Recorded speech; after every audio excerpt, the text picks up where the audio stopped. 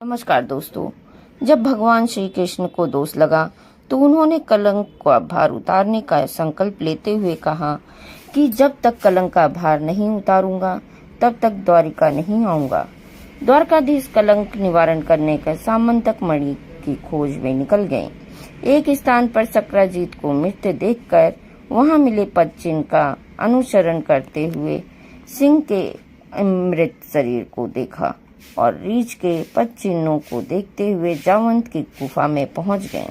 जावंत ने सिंह से युद्ध कर सामंतक मणि प्राप्त की थी और उसे खेलने के लिए अपनी पुत्री जावंती को दे दिया था। जब भगवान गुफा में प्रवेश किए तो 28 दिनों तक दोनों के बीच युद्ध चलता रहा। दोनों में कोई हार नहीं रहा था।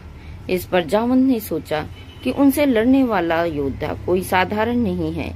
इस पर उनसे वास्तविक स्वरूप में दर्शन देने को कहा तो भगवान श्री कृष्ण राम के रूप में दर्शन दिए।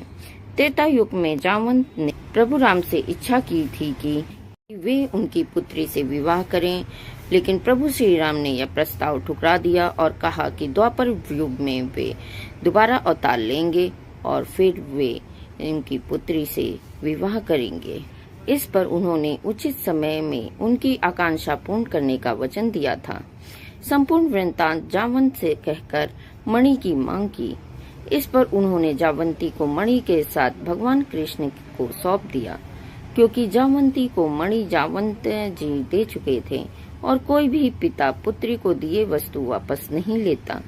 जावंती को लेकर भगवान कृष्ण द्वारिका पहुँचे और पीछे के रास्ते ले जाकर जावंती को एक कमरे में बंद कर दिया। इधर रुक्मिणी को खबर लगी कि द्वारकाधीश विवाह करके लौटे हैं तो वे स्वागत में जुट गईं। जब वे उनको पता चला कि जावंती कमरे में बंद हैं तो वे श्री कृष्ण के द्वार खोलने को कहने लगी।